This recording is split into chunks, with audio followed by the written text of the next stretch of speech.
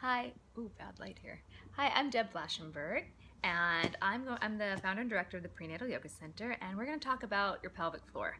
So oftentimes people think that if someone's pregnant, because that's my specialty, the pelvic floor with pregnancy, that they think, oh gosh, I'm pregnant, it just has to be too loose, that's why I'm peeing all over myself, but sometimes it can actually be too tight. So we need to kind of assess the situation. So let's back up a little bit and first just understand what we're talking about in terms of the pelvic floor. So I've got my anatomy books.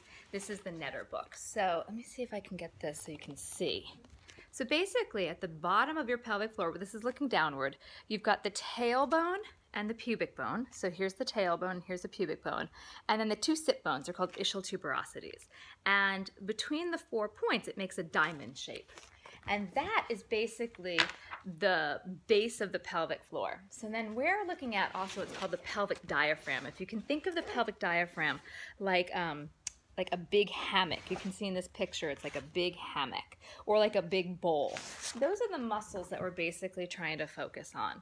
So we want those muscles to have flexibility as well as have support. Now, sometimes if the pelvic floor is too tight, which is called hypertonic, and about 20 and almost 40% of women have that. That can mean that as they're the mom's trying to push her baby out, if the pelvic floor is so tight, it doesn't actually stretch to allow the baby out. And that could be a problem. It might have a reason that our C-section rate is so high.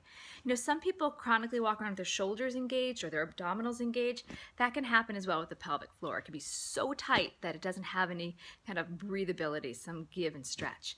So if you're concerned that you don't know if your pelvic floor is too tight or too loose, you can actually talk to a physical therapist, or even your OB might be able to help you with that. So in our prenatal yoga classes, we try, because we can't individually diagnose per se, we try to focus on the mom finding stretch and flexibility as well as support. So one way we focus on the pelvic floor is, I don't like to use the word Kegels because oftentimes we hear Kegel and people just think squeeze, squeeze, squeeze. We try to think about the engagement. So remember those 4 points, the pubic bone, the tailbone, and the two sit bones, that diamond shape. So we try to think that we want to, as you inhale, stretch the pelvic floor. And as you exhale, take those 4 points and contract and engage. And the interesting thing about the pelvic floor, the pelvic diaphragm, is it mirrors the respiratory diaphragm. And the diaphragm, for the respiratory part of your body, it's kind of a dome sheath right below your lungs. And what happens is when you inhale and your lungs fill, the respiratory diaphragm drops and spreads. And when you exhale, the lungs empty and the respiratory diaphragm contracts. And we want to mirror that with the pelvic diaphragm. And so when we inhale, we want to feel the respiratory diaphragm drop as well as spread and naturally stretch, these deep diaphragmatic breaths. And then as you exhale, we want to engage the pelvic diaphragm and tone the muscles up. So again, we're going for the stretch as well as the tone. Now, some people can think, wow, how do I bring those 4 points together, the pubic bone, the tailbone, the two sit bones? If it's still very new and just even focusing on this area seem a little odd for you, you can think that as you inhale, you just try to breathe to your belly or breathe all the way to the vagina, the pelvic floor. And then as you exhale, engaging the whole vaginal muscle as well as the anal sphincter, almost that whole triangle, and drawing the muscles up. But you don't just want to focus on the tightening because we don't want to overly tighten those muscles. So some of the exercises that we'll do in class, first we're just going to find the basic functionality. So we'd inhale and stretch and exhale and tone. Now after this, students can feel like, okay, I got that. Then we're going to start to just play with a little bit of, can you release the muscle? So we do little blinks. The vaginal muscle squeeze, the anal sphincter squeezes. I had one physical therapist say that the anal sphincter is kind of blinking, and that when they work on engaging the vaginal muscles, the muscles around the clitoris, the hood of that kind of bows down. So you can just imagine the clitoris kind of pulling down and the anal sphincter blinking. So we're doing little blinks.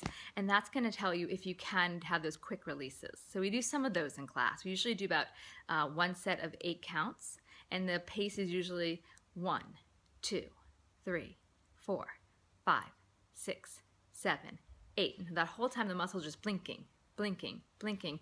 And then we usually work ourselves up to 2 counts of 8. So those are working on the releasing. And then we're also going to work on toning the muscles as well as releasing. So we usually do kind of a 3-count tone. So we think of engaging at the base of the muscles and then drawing the muscles up a little further and then drawing the muscles up even further. So it's 3 counts up, and then releasing, releasing, releasing. So there's a concentrated lift as well as a concentrated release.